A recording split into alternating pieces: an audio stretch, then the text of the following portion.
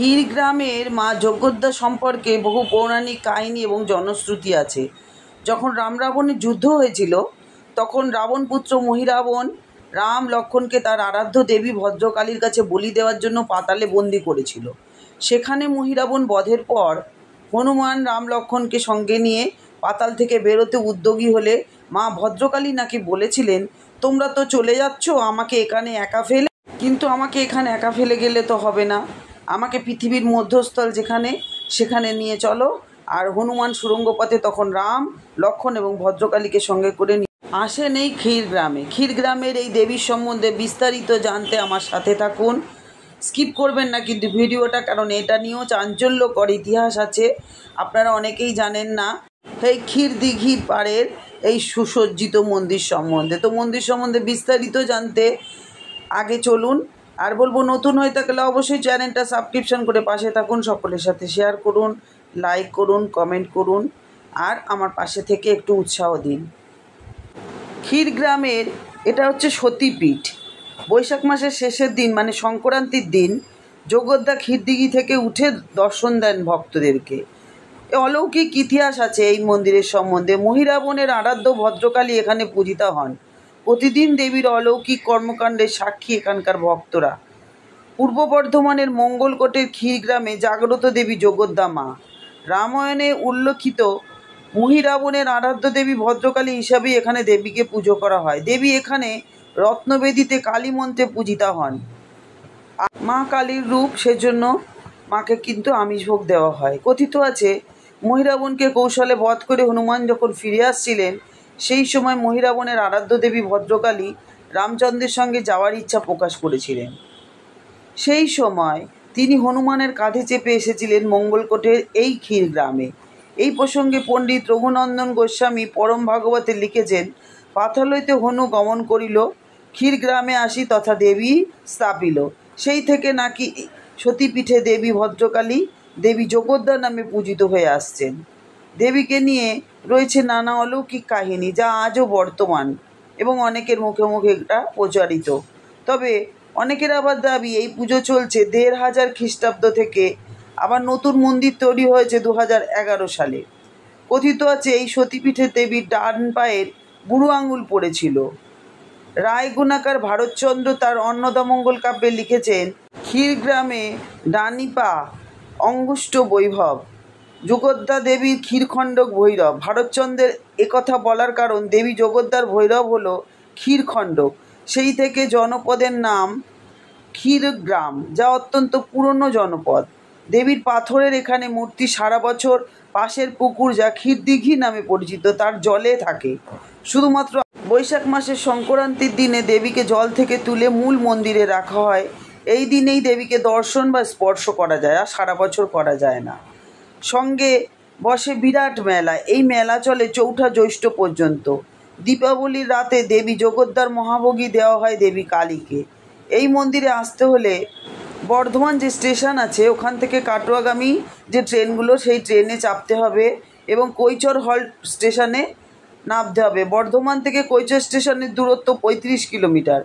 তার মাঝখানে পড়ে 11টি স্টেশন। অঞ্চলটি কাটোয়া মহকুমার অন্তর্গত। এখান থেকে টোটোয় চেপে যাওয়া যায় ক্ষীরগ্রামে।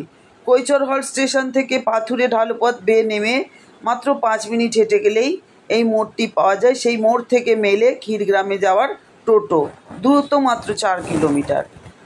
আরও এই মন্দিরের সম্বন্ধে কথিত আছে, হনুমান দেবী যজ্ঞোদ্দা বা যজ্ঞোদ্দাকে ক্ষীরগ্রামে স্থাপন করার পর হরিদত্ত নামে এক রাজাকে দেবী স্বপ্নে নির্দেশ দিয়েছিলেন যে মহা ধুমধাম করে তার পুজোর প্রচলন করতে। ওনাকে বলেছিলেন, এখানে দেবীর মহিষ বলি প্রথার চালুর পর দেবী হয়ে ওঠেন মহিষাসুর মর্দিনী, অর্থাৎ মা দুর্গা। পরবর্তীতে এখানে প্রাচীন যজ্ঞোদ্দার মূর্তিটি হারিয়ে গেছিল।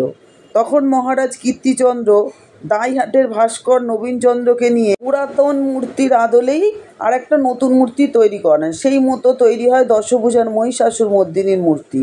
পরে ক্ষীরদিঘি সংস্কার করতে গিয়ে হারিয়ে যাওয়া পুরনো যজ্ঞোদ্দা মূর্তিটাও কিন্তু পাওয়া গেছিল।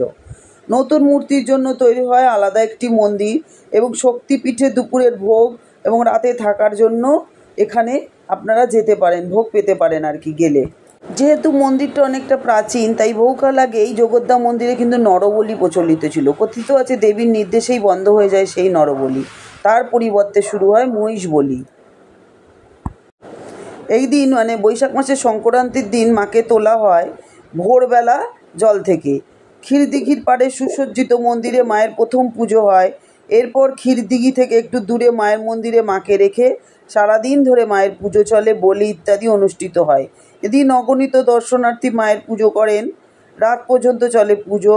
রাতে পুজো শেষ করে পুনরায় জলে নেমে যান মা জগদ্দা। পরে জ্যৈষ্ঠ মাসের 4 তারিখে বিকেলে মা আবার জল থেকে উঠে আসেন। এই দিন ক্ষীরদিঘির পাড়ে মন্দিরেই মায়ের পুজো এবং বলি হয়। এই দিনও হাজার হাজার দর্শনার্থী ভিড় করেন মন্দির চত্বরে। রাতে অভিষেক এবং পূজা অর্চনার পরে দেবী পুনরায় জলে চলে যান। কিভাবে? চাইলে কিন্তু আপনি এখানে রাত্রিবাসও করতে পারেন। ক্ষীরদিঘির পাড়ে মায়ের নতুন মন্দিরের সন্নিকটে আছে জগদ্দা গেস্ট হাউস। মনোরম পরিবেশে এসি নন এসি 2 ধরনের ঘরই আপনারা পাবেন। দুপুরে নতুন এবং পুরনো দুটো মন্দিরই কুপন কেটে মায়ের ভোগ প্রসাদ পেতে পারেন। তাই যদি চান তো সকাল সকাল গিয়ে মায়ের মন্দিরও দর্শন করতে পারবেন এবং খেতেও পারবেন মায়ের ভোগ। তাহলে এই জগদ্দা মা হচ্ছে বাংলার এক লৌকিক দেবতা ও 51 পীঠ যে আমাদের আছে তার মধ্যে একটি অন্যতম পীঠের এই জগদ্দা মা দেবী মন্দির। তার মন্দির আমাদের এই পশ্চিমবঙ্গেই।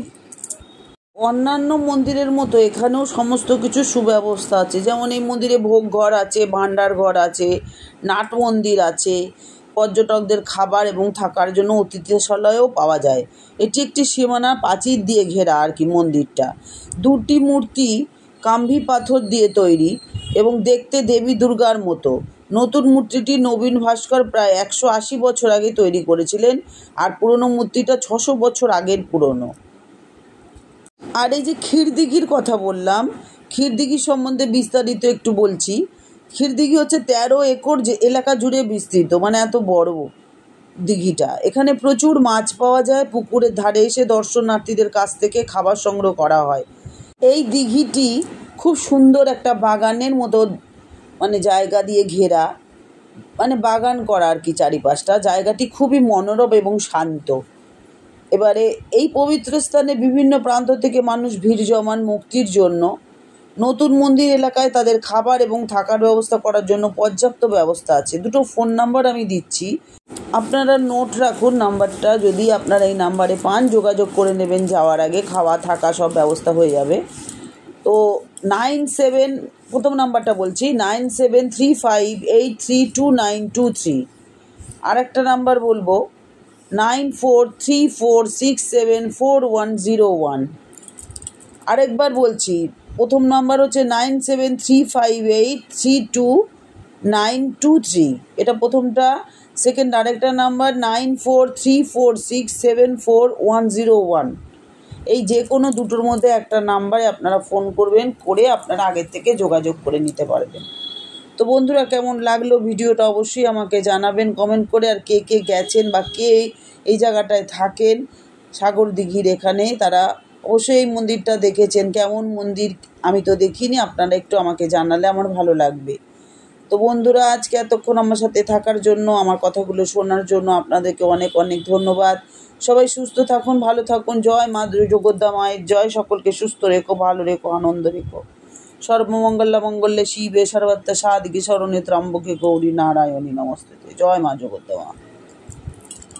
পরিশেষে এটাই বলবো, যদি ভালো লাগে ভিডিওটা অবশ্যই সকলের সাথে শেয়ার করবেন। এত সুন্দর মন্দিরের কাহিনী আর ভগবানের কথা আমি বারবারই বলি, শেয়ার করা বা শোনা বলা সব কিছুই পুণ্য। তাই ভগবানের নামে থাকুন, ভগবানকে বিশ্বাস করুন, দেখবেন উনি আছেন।